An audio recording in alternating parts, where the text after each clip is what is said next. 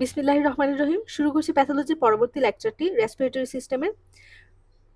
এটা আজকে আমরা পড়বো ইমফাইসেমা, ব্রঙ্কিওস্টেসিস আর অ্যাজমা নিয়ে। প্রথমে ইমফাইসেমা। ইমফাইসেমা হচ্ছে ডিস্ট্রাকশন অফ দ্য অ্যালভিউলার ওয়াল, অর্থাৎ এখানে অ্যালভিউলার যে ওয়ালগুলো থাকে সেগুলো ডিস্ট্রাক্টেড হয়ে যায়। তার আগে আমরা মনে রাখবো যে ইমফাইসেমার আরেকটা নাম, এখানে ওকে কি বলা হয়, পিঙ্ক পাফারা বলা হয়। ইমফাইসেমাকে পিঙ্ক পাফারা বলা হয়। আর এটা কাদের হয়? কোনো ওল্ড পারসন, থিন পারসন, তাদের মধ্যে পেশেন্টটা কেমন হবে? ওল্ড হবে, থিন হবে। তাহলে আমরা আবার আমাদের প্যাথোফিজিওলজিতে চলে আসি, যে ডিস্ট্রাকশন অফ দ্য অ্যালভিউলার ওয়াল হয়। নরমালি আমাদের টার্মিনাল ব্রঙ্কিউলের পরে কি থাকে? Respiratory bronchiole. আর সেই রেসপিরেটরি ব্রঙ্কিউলের মধ্যে অ্যালভেলিগুলো এরকম আঙ্গুলের থোকার মতো একসাথে থাকে। কোনো পেশেন্টের যদি ইমফাইসেমা হয় তখন কি হয়? এই ওয়ালগুলো ডিস্ট্রাক্টেড হয়ে যায়। ওয়ালগুলো যদি ডিস্ট্রাক্টেড হয়ে যায় তখন অ্যালভিউলটা কেমন হয়? এরকম হয়ে যায়। অর্থাৎ এখানে এয়ার স্পেসটা কি হয়? এয়ার স্পেসটা ইনলার্জ হয়। তাহলে আমরা যদি দেখি অ্যালভিউলোতে কি হলো, এয়ার যে স্পেসটা, এয়ার স্পেসটা ইনলার্জ হয়ে গেল। এয়ার স্পেস ইনলার্জ হওয়ার কারণে এখানে যে গ্যাসিয়াস এক্সচেঞ্জ হওয়ার কথা ছিল, এখানে গ্যাসিয়াস এক্সচেঞ্জটা কমে যাবে। কেন গ্যাসিয়াস এক্সচেঞ্জটা কমে যায়? কারণ আমরা জানি অ্যালভিউলার ওয়াল দিয়ে তো গ্যাস এক্সচেঞ্জ হওয়ার কথা ছিল, কিন্তু ওয়ালই তো ডিস্ট্রাক্টেড হয়ে গেছে। তাহলে এখানে গ্যাসিয়াস এক্সচেঞ্জ কি হবে? গ্যাসিয়াস এক্সচেঞ্জটা কমে যাবে। আর গ্যাসিয়াস এক্সচেঞ্জ যদি কমে যায়, আমরা একটা একটা উম, জিনিস পড়েছিলাম, সেটার নাম কি? ডিএলসিও। ডিএলসিও মানে কি? যে কার্বন মনোক্সাইডের ability of carbon monoxide to diffuse in the lung. Carbon মনোক্সাইডের মধ্যে কার্বন মনোক্সাইড কতটুকু ডিফিউজ হচ্ছে লাঙে, সেটা হচ্ছে ডিএলসিও।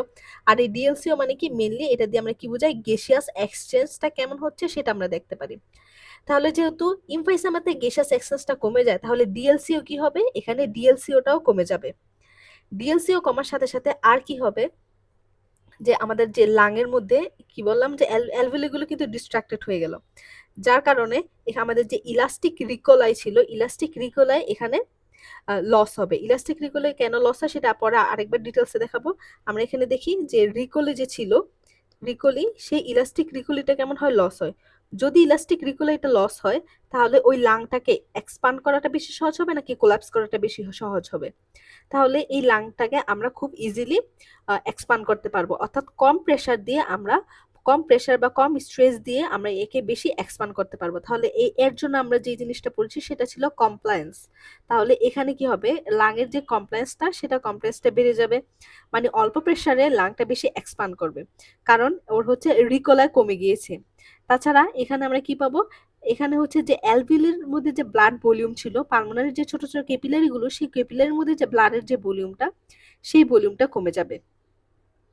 তাহলে আমরা যদি আবার দেখি যে ইমফাইসেমাতে কি হয়? অ্যালভিউলার ওয়াল ডিস্ট্রাকশন হয়। অ্যালভিউলার ওয়ালগুলো ডিস্ট্রাকশন হওয়ার কারণে এয়ার স্পেসটা বেড়ে যায়। এয়ার স্পেস বাড়ে ঠিকই, কিন্তু এখানে ওয়ালটা যেহেতু ডিস্ট্রাক্টেড, অ্যালভিউলি দিয়ে গ্যাসিয়াস এক্সচেঞ্জ হওয়ার কথা ছিল, তখন কি হয়? গ্যাসিয়াস এক্সচেঞ্জটা কমে যায়। গ্যাসিয়াস এক্সচেঞ্জ কমার কারণে আমাদের ডিএলসিও কমে যায়। আর ডিএলসিও কমবে, আর এদিকে কি হয়? আমাদের রিকোলাই কমে যায়। রিকোলাই কমার কারণে আমাদের কমপ্লেন্সটা বেড়ে যাবে। তারপর আমরা দেখি, যদি একটা পেশেন্ট আপনার কাছে আসে, আপনি এই ইমফাইসেমার পেশেন্টকে কিভাবে আপনারা ডায়াগনোসিস করতে পারেন? ডায়াগনোসিসের জন্য আমরা যদি একটা পেশেন্টের ডায়াগনোসিস করতে চাই, আমরা কিভাবে করতে পারি? আমরা তার রেডিওলজি করতে পারি। রেডিওলজি মানে চেস্ট এক্সরে করতে পারি, রেডিওলজি অথবা কি বায়োপসি। বায়োপসি, তাহলে কি রেডিওলজি বা বায়োপসি করতে পারি তার ডায়াগনোসিসের জন্য। তাহলে এই পেশেন্টের মধ্যে আমরা কি কি ফাইন্ডিংস পাবো? প্রথমত ইম্পর্টেন্ট যেটা পয়েন্ট, যে আমরা এই পেশেন্টের যে চেস্ট থাকবে, সেই চেস্টের আমরা বিভিন্ন ডিফর্মিটি পড়েছি, এক একটা পিজন চেস্ট, এরকমই এই ইমফাইসেমার পেশেন্টে আমরা ব্যারেল শেপ চেস্ট পাবো। কেমন চেস্ট পাবো? এখানে হচ্ছে ব্যারেল শেপ চেস্ট পাবো। তার সাথে আমরা, এটা কি ইমফাইসেমা একটা অবস্ট্রাকটিভ লাং ডিজিজ, আর অবস্ট্রাকটিভ লাং ডিজিজের মধ্যে কি হয়? এয়ারটা ইন্সপায়ার হচ্ছে ঠিকই, কিন্তু এক্সপিরেশনটা ঠিকভাবে হচ্ছে না, বা এক্সপিরেশনের প্রবলেম হয়। তাহলে ইমফাইসেমাতে এক্সপিরেশনটা কেমন হয়? প্রলং হয়। ইমফাইসেমাতে এক্সপিরেশন প্রলং হয়। আর তার সাথে পার স্লিপ। পার স্লিপ মানে কি? ধরুন একটা মানুষ নাক দিয়ে সে নিঃশ্বাস নিচ্ছে, নাক দিয়ে সে ডিপ নিঃশ্বাস নিচ্ছে, কিন্তু যখন নিঃশ্বাসটা ছাড়বে, সেই ছাড়াটা সে তার ঠোঁটটাকে চেপে ধরে, মানে ঠোঁট চাপা অবস্থায় সেটাকে ছাড়বে, অনেকটা মোমবাতিকে ফু দেওয়ার সময় ঠোঁটটা যেমন হয়, ঠিক সেভাবে ছাড়বে। তাহলে নাক দিয়ে শ্বাস নেবে কিন্তু ঠোঁট চেপে শ্বাসটাকে ছাড়বে, সেটা হচ্ছে পার স্লিপ। তার আর সাথে সাথে সাথে কি হবে? এয়ারওয়ে প্রেসার বাড়বে। আর হচ্ছে প্রিভেন্ট এয়ারওয়ে কোল্যাপস, অর্থাৎ এয়ারওয়ে কোল্যাপসটা কমে যাবে। কেন কোল্যাপসটা কমে যাবে? আমরা কি পড়েছিলাম যে এয়ারওয়ে যে রিকোলাই ছিল, সেই রিকোলাইটা এখানে কমে যায়। রিকোলাই কমে যাওয়ার কারণে এয়ারওয়ে কোল্যাপসটা কমে যায়। আর কমপ্লেন্সের কি হয়? কমপ্লেন্সটা এখানে বেড়ে যায়। তারপর চেস্ট এক্সরে, যদি আমরা একটা বা ডায়াগনোসিসের জন্য যদি আমরা চেস্ট এক্সরে করি, চেস্ট এক্সরেতে পাবো আমরা যে পেশেন্টের চেস্টের অ্যান্টেরিয়র পোস্টেরিয়র যে ডায়ামিটারটা, সেই ডায়ামিটারটা বেশি থাকবে। ডায়ামিটারটা বেশি থাকবে, তবে এটা আমরা কিভাবে দেখতে পাবো? যদি আমরা ল্যাটারাল ভিউ নেই, ল্যাটারাল ভিউতে আমরা সেই জিনিসটা ভালোভাবে দেখতে পাবো এক্সরে। তাহলে অ্যান্টেরিয়র পোস্টেরিয়র ডায়ামিটার বেশি থাকবে। আর ডায়াফ্রামটা কেমন হবে? ডায়াফ্রামটা হচ্ছে ফ্ল্যাটেন থাকবে, ফ্ল্যাটেন ডায়াফ্রাম, আর অ্যান্টেরিয়র পোস্টেরিয়র ডায়ামিটার বেশি। আর আরেকটা কথা বলেছে যে লাং ফ্লুইড লুসেন্সি বাড়বে। লাং ফ্লুইড লুসেন্সি মানে হচ্ছে হোয়াইটিস্ট এরিয়া, লাংয়ের মধ্যে যে হোয়াইটিস্ট এরিয়া থাকবে সেই হোয়াইটিস্ট এরিয়াটা বেড়ে যাবে। আর অক্সিডেটিভ স্ট্রেসের কারণে হয়। অক্সিডেটিভ স্ট্রেস মানে কি? অক্সিডেটিভ স্ট্রেসের মধ্যে তৈরি হয় reactive oxygen species. Reactive oxygen কখন তৈরি হয়? যখন একটা মানুষ কোনো স্মোক করে, স্মোক করলে আরওএস তৈরি হয়। তারপর স্মোক করলে আরওএস তৈরি হয়, অথবা অ্যাক্টিভেটেড ম্যাক্রোফেজ নিউট্রোফিল ওরা কি করে? আরওএস তৈরি করে। আর এই আরওএস কি করে? আমাদের সেলগুলো অ্যালভিউলার যে ওয়ালটা, সেই অ্যালভিউলার ওয়ালটাকে ডিস্ট্রাক্ট করে দেয়। আরওএ কি করে? অ্যালভিউলার ওয়ালকে ডিস্ট্রাক্ট করে দেয়। এটা হচ্ছে অক্সিডেটিভ স্ট্রেস। তাহলে অক্সিডেটিভ স্ট্রেসের কারণে ইমফাইসেমা হচ্ছে। ক্রনিক ইনফ্লামেশন যদি হয়, ক্রনিক ইনফ্লামেশন কি কি দিয়ে হয়? CD4, CD8। আমরা জানি টি সেলের দুইটা টাইপ থাকে, একটা CD4, CD8। বইয়ের মধ্যে লেখা আছে যে ইমফাইসেমার জন্য যে ক্রনিক ইনফ্লামেশন হয় সেটা কি দিয়ে হয়? সেটা হচ্ছে CD8+ টি সেল, আর হচ্ছে নিউট্রোফিল, আর হচ্ছে ম্যাক্রোফেজেস। আর অক্সিডেটিভ স্ট্রেস দিয়ে কিভাবে হয় সেটা তো উপরে বললাম। এরপরে আমরা যদি দেখি যে এই ইমফাইসেমাতে আরেকটা জিনিস হয়, সেটা হচ্ছে যে প্রোটিয়েস আর অ্যান্টিপ্রোটিয়েজের মধ্যে একটা ইমব্যালেন্স হয়। এই ইমফাইসেমাতে যদি লিখি প্রোটিয়াস আর হচ্ছে অ্যান্টিপ্রোটিয়েজের মধ্যে ইমব্যালেন্স হয়, আর যেই লাংয়ের মধ্যে আমরা জানি কি থাকে? ইলাস্টেস থাকে। যখন প্রোটিয়াসের মধ্যে ইমব্যালেন্স হয়, তখন কি হয়? ইলাস্টেজের অ্যাক্টিভিটি বেড়ে যায়। ইলাস্টেস মানে কি? ইলাস্টেস হচ্ছে একটা এনজাইম যেটা ইলাস্টিককে ভাঙে, ইলাস্টিক যে ফাইবারগুলো থাকে সেগুলোকে ভাঙে। তাহলে অ্যান্টিপ্রোটিয়াসের মধ্যে যখন ইমব্যালেন্স হয়, তখন ইলাস্টেসটা কি হয়? বেড়ে যায়। আর ইলাস্টেসের কাজ ছিল কি? ইলাস্টিক প্রোটিনকে ভাঙা, ইলাস্টিককে ভাঙবে। ইলাস্টিক কি থাকে? আমাদের ফাইবার থাকে। তাহলে সেই ফাইবারগুলো কেমন হবে? ডিস্ট্রাক্ট হবে, অথবা লস অফ ইলাস্টিক ফাইবার। কেন এটা হচ্ছে? কারণ ইলাস্টেসটা বেড়ে গিয়েছে। ইলাস্টেস ফাইবার যদি লস হয়, এই ইলাস্টিসিটি তৈরি করা ছিল ওর কাজ, তাহলে লাংয়ের মধ্যে কি হবে? এখানে যে কমপ্লেক্স ছিল, সেই কমপ্লেক্সটা এই কারণে এখানে বেড়ে যায়। তাহলে বললাম যে যদি প্রোটিয়াস আর অ্যান্টিপ্রোটিয়াসের ইমব্যালেন্স হয়, তখন ইলাস্টেসের অ্যাক্টিভিটি বেড়ে যায়। আর এই ইলাস্টেস কি করে? ইলাস্টিক ফাইবারটাকে নষ্ট করে দেয়, অর্থাৎ ইলাস্টিক ফাইবারের লসটাকে বাড়িয়ে দেয়। আর ইলাস্টিক ফাইবার যদি লস বেশি বেড়ে যায়, তখন আমাদের লাংয়ের কমপ্লেক্সটা এখানে বেড়ে যাবে। এখন এই ইমফাইসেমাকে দুটা ভাগে ভাগ করা হয়েছে, একটা হচ্ছে সেন্ট্রোএসিনাল, একটা প্যানিসিনাল।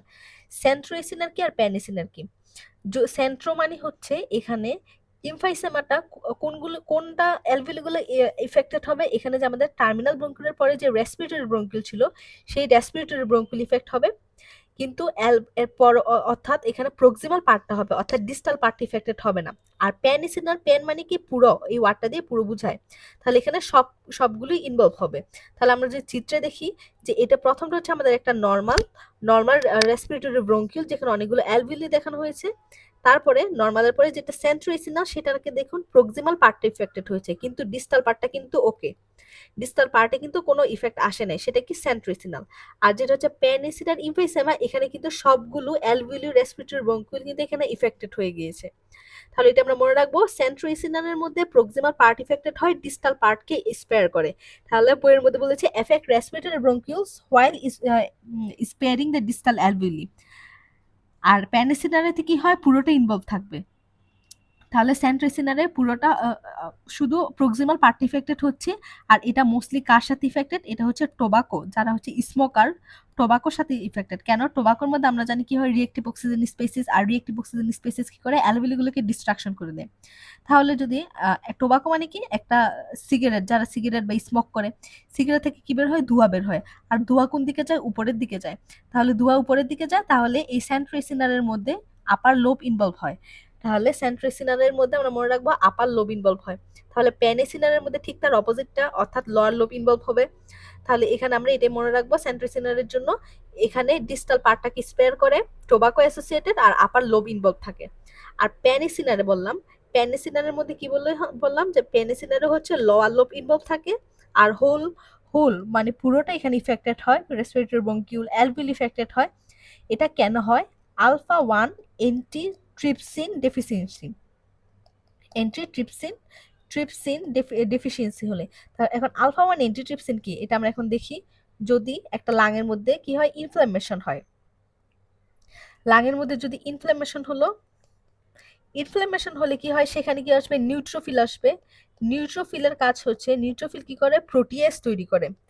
প্রোটি প্রোটিয়েজ তৈরি করে। আর প্রোটিয়েজকে একটা এনজাইম যেটা কি করে, প্রোটিনের ব্রেকডাউন করে। তাহলে কোনো কারণে ইনফ্লামেশন হলো, ইনফ্লামেশনের কারণে সেখানে নিউট্রোফিল আসলো, নিউট্রোফিল প্রোটিয়েজ তৈরি করলো, এই প্রোটিয়েজটা প্রোটিনের ব্রেকডাউন করলো। এখন আলফা 1 এন্টি ট্রিপসিনের কাজ কি? এন্টিট্রিপসিন হচ্ছে এই প্রোটিয়েজটাকে ইনহিবিট করে দেয়। আলফা 1 এন্টিট্রিপসিন প্রোটিয়েজটাকে ইনহিবিট করে নরমালি। তাহলে প্রোটিয়েজকে যদি ইনহিবিট করে তাহলে প্রোটিনের কি ব্রেকডাউন হবে? তাহলে প্রোটিনেরও ব্রেকডাউন হবে না। কিন্তু কোনো কারণে যদি ইনফ্লামেশন বেড়ে যায়, তাহলে যদি ইনফ্লামেশন বেড়ে যায়, যদি কোনো কারণে ইনফ্লামেশন বেড়ে যায়, ইনফ্লামেশন বাড়লে কি হবে, বেশি বেশি নিউট্রোফিল আসবে, বেশি বেশি প্রোটিয়েজ তৈরি হবে। তাহলে আফটার অল এই আলফা 1 অ্যান্টিট্রিপসিনের কেমন হবে, কনজিউমটা বেশি হবে। আলফা 1 অ্যান্টিট্রিপসিনের কনজিউম যদি বেশি হয় তাহলে আলফা 1 অ্যান্টিট্রিপসিন কি হবে, কমে যাবে। আলফা 1 অ্যান্টিট্রিপসিন যদি কমে যায় তাহলে প্রোটিয়েজকে থামানোর মতো আর কেউ থাকবে না। তখন প্রোটিয়েজ কিন্তু প্রোটিনে ব্রেকডাউন করতে থাকবে, যার কারণে আমাদের ইমফাইসেমা হবে। প্রোটিনের ব্রেকডাউন করবে, তার সাথে আমাদের ইমফাইসেমা হবে। তাহলে প্রথম থেকে যদি আরেকবার বলি, নরমালি ইনফ্লামেশন হলে নিউট্রোফিল আসে যেটা প্রোটিয়েজ তৈরি করে, প্রোটিয়েজ প্রোটিনের ব্রেকডাউন করতো। এই প্রোটিয়েজকে ইনহিবিট করে আলফা 1 অ্যান্টিট্রিপসিন। যদি ইনফ্লামেশন বেড়ে যায়, ইনফ্লামেশন যখন বেড়ে যায় তখন এই আলফা 1 অ্যান্টিট্রিপসিনটা বেশি কনজিউম হয়ে যায়। কনজিউম হওয়ার কারণে আলফা 1 অ্যান্টিট্রিপসিন কমে যায়। আর আলফা 1 অ্যান্টিট্রিপসিন কমে গেলে প্রোটিয়েজকে থামানোর মতো কেউ থাকে না, তখন প্রোটিনের ব্রেকডাউনটা বেড়ে যায়। আর প্রোটিনের ব্রেকডাউন যখন বেড়ে যায় তখন আমাদের ফাইনালি কি হয়, ইমফাইসেমা, অর্থাৎ অ্যালভিলার ওয়াল গুলো ডিস্ট্রাক্টেড হয়ে যায়, আমাদের ইমফাইসেমা তৈরি করে দেয়।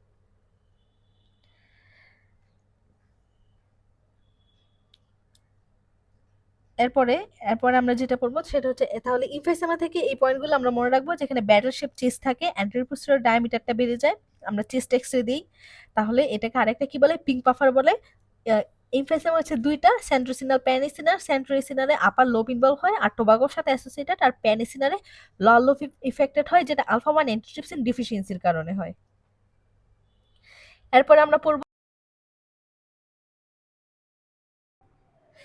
অ্যাজমা, যার বাংলা হচ্ছে হাঁপানি। এই অ্যাজমা মানে কি, হাঁপানি, এটা আসলে একটা এক ধরনের একটা অ্যালার্জি। তাহলে অ্যাজমা কি একটা এক ধরনের অ্যালার্জি, তবে এটা কেমন, এটা হচ্ছে রিভার্সেবল। রিভার্সেবল রিভার্সেবল আর এর মধ্যে যে হাইপার সেন্সিটিভিটি রিঅ্যাকশন হয়, তার হাইপার সেন্সিটিভিটি রিঅ্যাকশন হচ্ছে টাইপ 1 হাইপার সেন্সিটিভিটি রিঅ্যাকশন। তাহলে অ্যাজমা হচ্ছে একটা রিভার্সেবল, তার সাথে এটাকে একটা টাইপ 1 হাইপার সেন্সিটিভিটি রিঅ্যাকশন। অর্থাৎ নরমালি অ্যাজমার পেশেন্টটা কেমন, এসিম্পটোমেটিকই থাকে, কিন্তু অ্যাজমার অ্যাটাক হয়। এই পেশেন্টে কি হয়, অ্যাজমার অ্যাটাক যখন হয় তার মধ্যে এপিসোডিক অ্যাটাক হয়, এপিসোডের মধ্যে তার কি হবে, তার মধ্যে তখন এপিসোডিক কাফিং হবে, তারপরে সিজিং হবে, আর ট্রাকিফনিয়া মানে কি, তার শ্বাসটা বেড়ে যাবে, তার শ্বাস বাড়বে। আর কি কি হবে, ডিপসনিয়া হবে। আর হাইপোক্সেমিয়া, ইমিয়া মানে হচ্ছে ব্লাড, অর্থাৎ ব্লাডের মধ্যে অক্সিজেন লেভেলটা কমে যাবে। তার সাথে মিউকাস প্লাগিং হবে। ইন্সপিরেশন বাই এক্সপিরেশনের জন্য আমরা একটা রেশিও ইউজ করি, এই ইন্সপিরেশন বাই এক্সপিরেশনের যে রেশিওটা, সেই রেশিওটা এখানে কমে যাবে। তাহলে আমরা এখানে মনে রাখবো যে অ্যাজমা হচ্ছে একটা টাইপ অফ অ্যালার্জি, যেখানে টাইপ 1 হাইপার সেন্সিটিভিটি রিঅ্যাকশন হয়, এটা একটা রিভার্সিবল কন্ডিশন। এপিসোডিক অ্যাটাক হয়, আর এপিসোডিক অ্যাটাক হলে তার তার মধ্যে কি কি থাকতে পারে, এই ধরনের সিমটম গুলো থাকবে। আর অ্যাজমার কিছু ট্রিগার্স ফ্যাক্টর রয়েছে। ট্রিগার্স ফ্যাক্টরের মধ্যে কি থাকে, যদি ভাইরাসের আপার রেসপিরেটরি ট্র্যাক্টের ইনফেকশন হয়, বা অ্যালার্জেন থাকলে, আর স্ট্রেসের কারণে, এগুলো হচ্ছে অ্যাজমার জন্য ট্রিগার্স ফ্যাক্টর। তাহলে এগুলো কি, অ্যাজমার ট্রিগার্স ফ্যাক্টর। তারপর যদি অ্যাজমার অ্যাটাকটা সিভিয়ার হয়ে যায়, তা অ্যাজমার অ্যাটাকটা যদি খুবই সিভিয়ার অ্যাটাক হয়, তখন কি হতে পারে, পালসাস প্যারাডক্সাস হতে পারে। আচ্ছা, একটা কথা রয়েছে যে অর্থোডক্স, আর একটা হচ্ছে প্যারাডক্স। এখন এই প্যারাডক্স মানে কি, প্যারাডক্স মানে হচ্ছে ধরুন আপনি একটা মানুষ, এই মানুষটাকে নরমালি মানুষ কোথায় কিভাবে হেডফোন পরে, এইভাবে হেডফোন পরে, মাথার উপর দিয়ে হেডফোন পরে।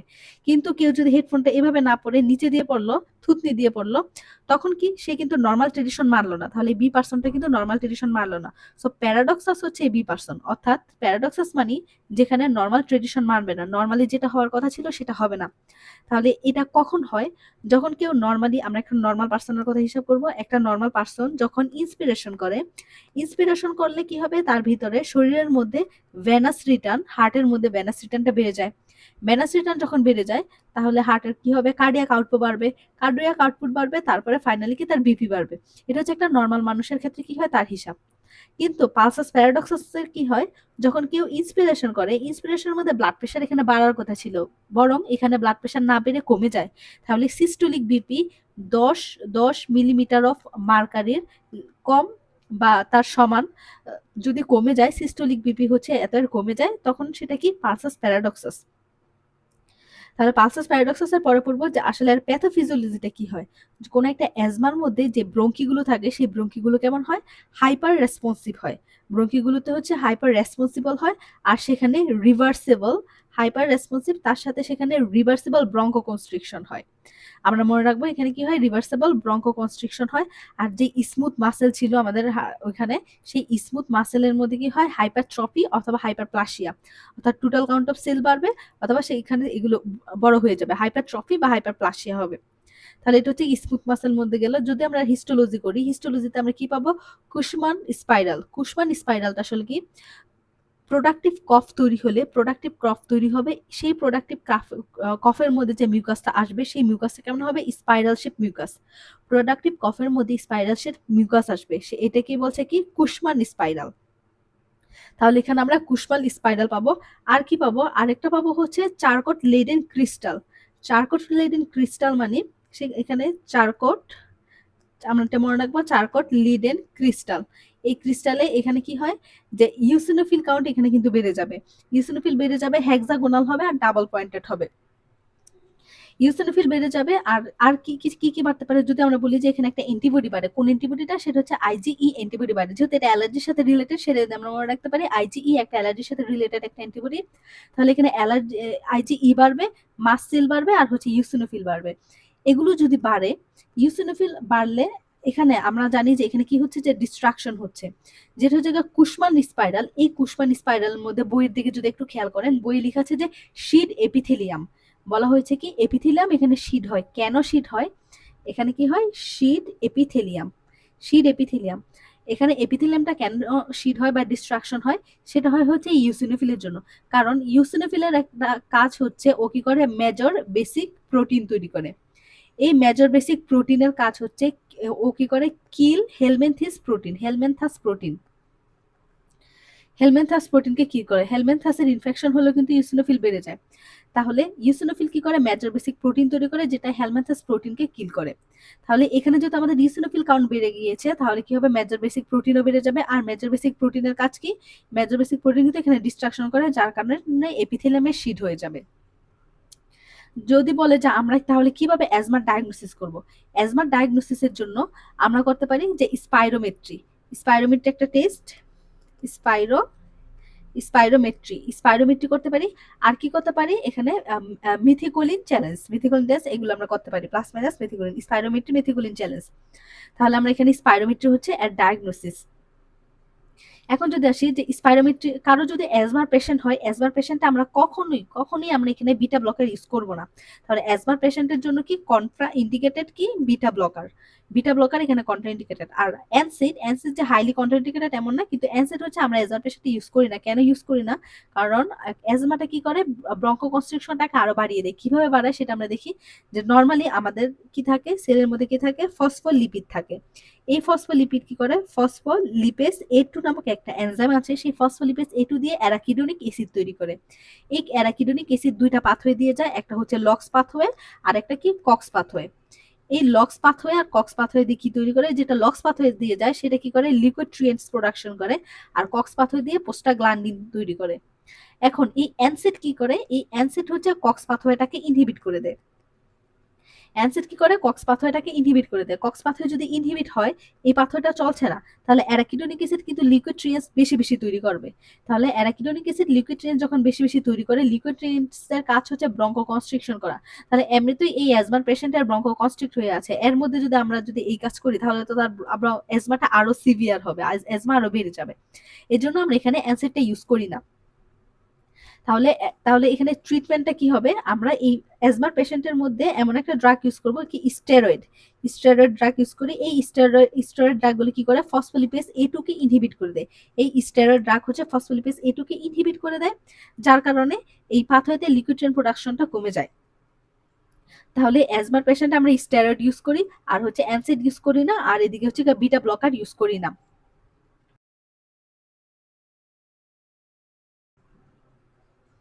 এই অ্যাজমাতে তাহলে ডিএলসিও বা কার্বন মনোক্সাইডের যে ডিফিউশনটা, সেটা কি হবে, কমে নর্মাল হবে, অথবা কার্বন মনোক্সাইড ডিফিউশনটা বেড়ে যাবে।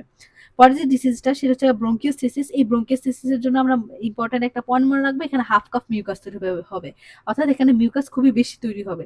আর এটা কার সাথে অ্যাসোসিয়েশন, এটা হচ্ছে সিস্টিক ফাইব্রোসিসের সাথে, এটা মোস্টলি অ্যাসোসিয়েটেড। সিস্টিক ফাইব্রোসিস এটা মনে রাখবো, যেখানে মিউকাস প্রোডাকশন খুব বেড়ে যায়, একটা ডিজিজ, এটা কেমন একটা কনজেনিটাল ডিজিজ, জেনেটিক ডিজিজ। এটা সিস্টিক ফাইব্রোসিস একটা জেনেটিক ডিজিজ, যেখানে মিউকাস প্রোডাকশন খুব বেশি বেড়ে যায়।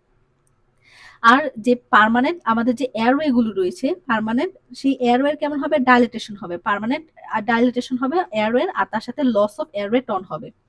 এগুলো হচ্ছে ব্রঙ্কিয়াসিসের জন্য। ব্রঙ্কিয়াসিসের জন্য আর কি কি মনে রাখবো, যে ওর অ্যাসোসিয়েশন কার কার সাথে, ব্রঙ্কিয়াসিসের অ্যাসোসিয়েশন। তার মধ্যে প্রথমে রয়েছে যে ব্রঙ্কিয়াল অবস্ট্রাকশন, কোনো কারণে ব্রঙ্কাস যদি অবস্ট্রাক্টেড হয়ে যায়, আর অথবা সিলিয়ার কাজ কি, সিলিয়ার কাজ হচ্ছে মিউকাসগুলো কি করে, মিউকাসের মুভমেন্ট করানো। তাহলে যদি সিলিয়ার যদি ঠিকভাবে মোটিলিটি না হয়, ঠিকভাবে মোটাইল না হয়, তাহলে কিন্তু মিউকাসের ঠিকভাবে মুভমেন্ট হতে পারছে না। তাহলে যদি পুয়ার সিলিয়ারি মোটিলিটি হয়, তখন কিন্তু ব্রঙ্কিয়াস্টেসিস হবে। আর তাছাড়া এটা কখন হয়, যদি কেউ টোবাকো ইউজার্স হয়, আর তার সাথে কি কার্টাজেনা সিনড্রোমের মধ্যে সিলিয়ার মোটিলিটি কমে যায়। আর আর কখন হয়, যদি অ্যালার্জিক ব্রঙ্কোপালমোনারি অ্যাসপারজিলোসিস হলে, অথবা পালমোনারিতে কোনো ইনফেকশন হলে বা মাইকোব্যাকটেরিয়াম এভিয়াম দিয়ে, তখন এগুলোর সাথে অ্যাসোসিয়েটেড হচ্ছে আমাদের ব্রঙ্কিয়াস্টেসিস। তাহলে এখান থেকে আমরা মোস্টলি যেটা মনে রাখবো সেটা হচ্ছে কার্টাজেনা সিনড্রোমের কথাটা আমরা মনে রাখবো ভালো করে। আর মনে রাখবো হচ্ছে সিস্টিক ফাইব্রোসিসের কথা।